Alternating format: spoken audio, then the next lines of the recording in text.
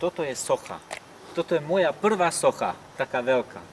Prišiel som sem a dali mi do ruky motorovú pílu. Ja, taký jemný človek, som dostal motorovú pílu a som mal niečo vytvoriť.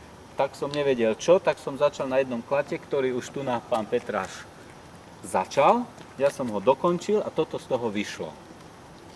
Takže ťažko vám to popíšem, musíte mať vy určitý dojem z toho. A ja si myslím, to je moje hotové dielo teraz. A keď mám niečo povedať aj k tomu, kde sme v Tatrách, je tu strašná zima teraz, lebo som vybehol vonku. Jedlo je tu dobré, ako v pionierskom tábore.